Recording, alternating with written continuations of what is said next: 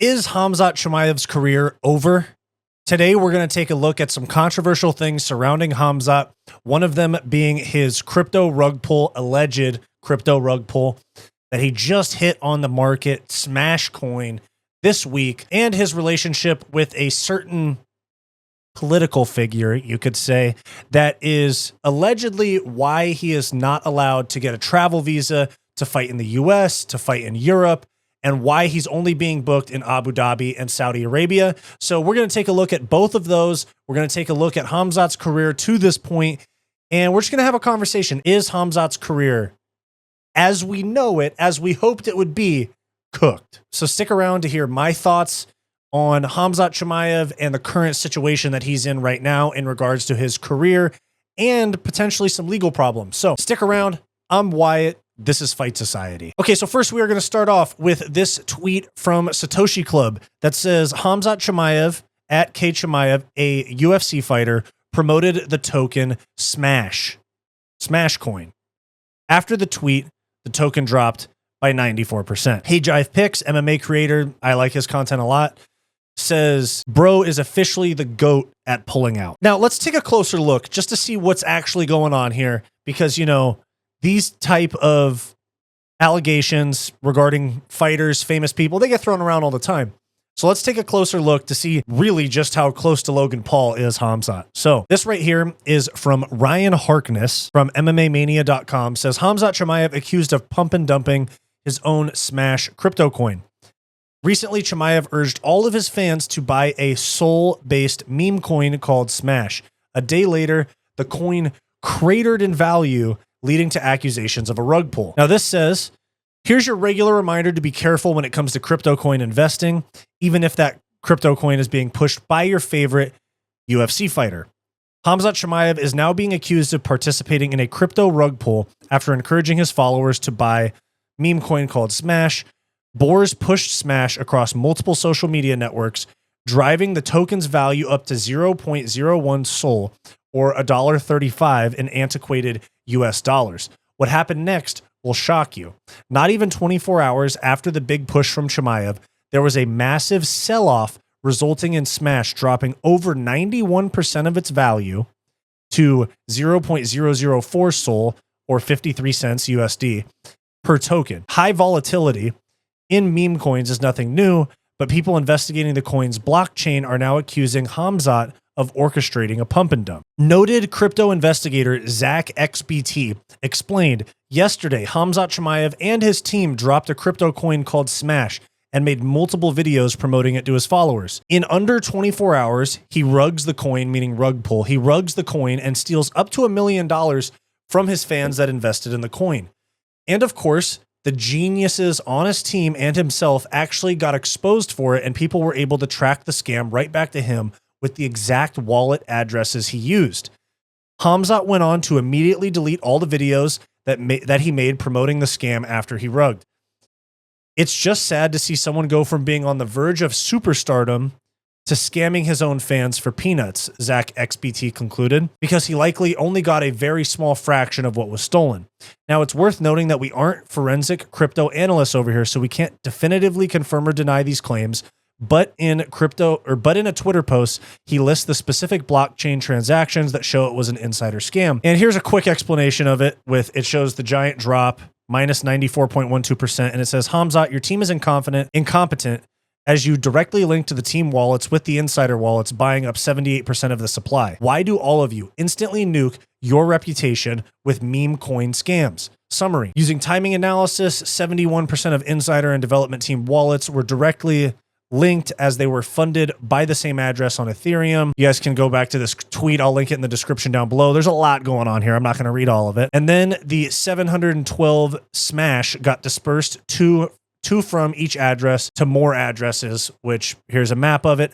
I don't understand this crypto stuff very much, but I understand very loosely, and I understand the concept of rug pull scam. So basically what they're trying to say is Khamzat is something like Logan Paul with the crypto zoo stuff. So this is one thing to take into consideration. Is this Khamzat being worried about the future of his career, if he fights again, if he becomes UFC champ, or is he just greedy, saw an opportunity to steal money and took it. There's different possibilities here. And also, I'm not saying he's guilty of any of this. This is all just speculation, as I am not a crypto analyst, analysis pro, whatever. What we move on to, aside from this meme coin stuff, pump and dub, whatever, we have allegedly, potentially, the real reason that Khamzat has only been fighting in Abu Dhabi, and he was booked for Saudi Arabia, but he pulled out of the fight. So this right here is an article from sportspolitica.news, which, if I'm not mistaken, is a Russian outlet. And this says, how a UFC star was banned from entering the United States. The UFC reportedly wanted Khamzat Chimaev to headline UFC 300. However, the Chechen fighter is unable to enter the US due to his connections with warlord Ramzan Kadyron. Now, this is not what I say. This is just what Karim Zidan, Sportspolitica writer, has to say.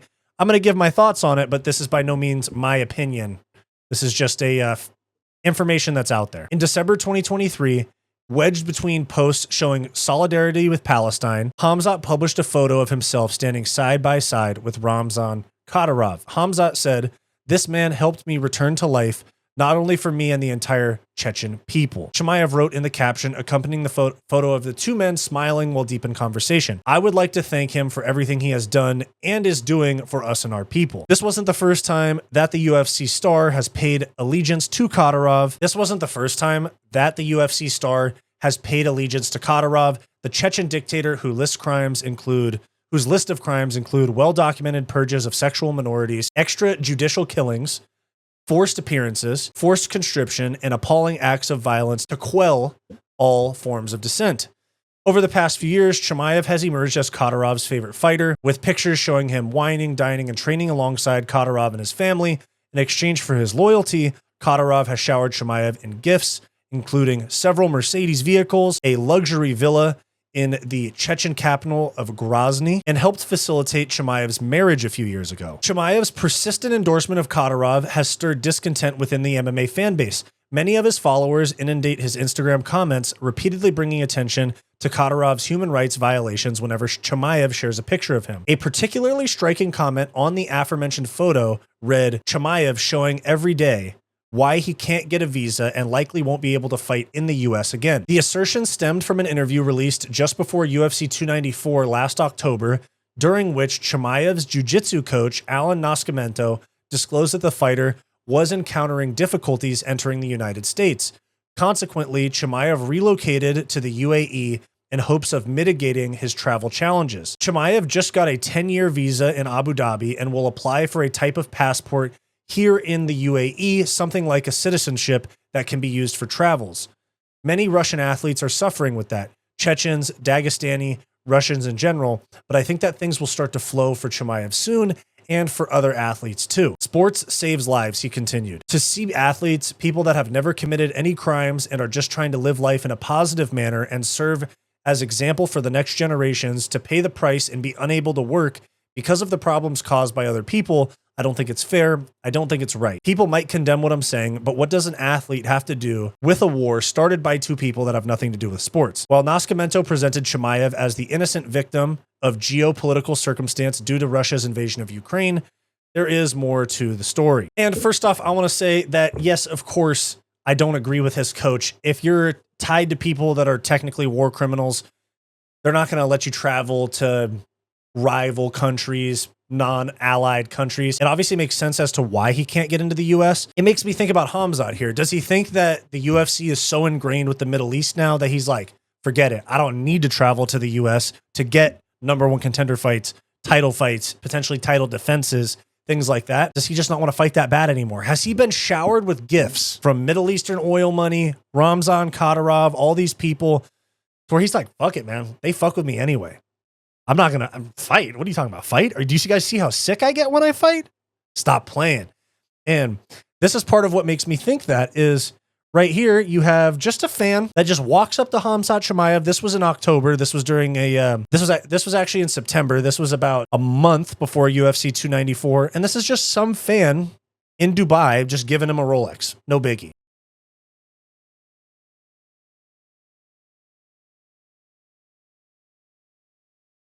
See, like, you know, maybe this dude Khamzat's like, maybe I could just be a celebrity.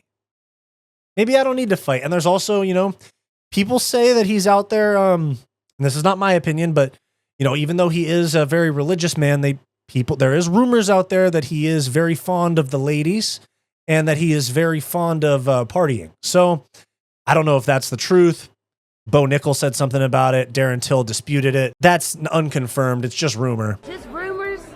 Just rumors. As I mentioned in this video last week regarding Saudi oil money being involved with Noche UFC in Vegas, you know, is this oil money from the Middle East, is this having too much of an effect? Are they quite literally too rich for the UFC to push back on at all? They're like, yeah, forget that guy, Khamzat Chimaev. Forget that guy, Khamzat.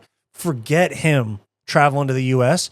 We're going to pay you $20 to $40 million per event, and you're going to let him fight here for your belt. I understand business. It's a business. Money's money. Do what we can to make money. But I did mention last week in this video right here, this Middle Eastern oil money that's getting deeply ingrained with the UFC, going to have an effect on the sport in a negative way and in a way that's potentially unreversible. Because of how much money they're pumping in, there's no way the UFC is going to be like, hey, that $40 million for that event, we're cool on that. We're okay. We're okay. And so we have a multitude of things regarding Khamzat Chimaev, regarding the UAE, Saudi Arabia being involved in combat sports. First off, Khamzat's pump and dumping crypto. Does he need money that bad? That's none of my business. But does that mean he's not going to fight again and he's trying to make money other ways? That's something I care about. Does that mean he's not going to fight again? Does it mean that he wants to be this celebrity out in the Middle East? I don't know. Maybe it's just a string of a series of unfortunate events, as you could say. I'm a skeptical person, and I'm sitting here thinking, I think Khamzat is involved with sketchy people, as I've explained before. He doesn't have to burn that bridge because he knows that the Saudis and the Emiratis will allow him to fight in those countries. They don't have any problems with Russia. He can just fly over there, be a semi-citizen in the UAE, get his title fights, get his main events, get his title defenses, possibly, in this part of the world. Doesn't have to lose a friend in Ramzan Kadyron, you could say. And he gets to stay over there, and Saudi and UAE money is getting thrown around left and right.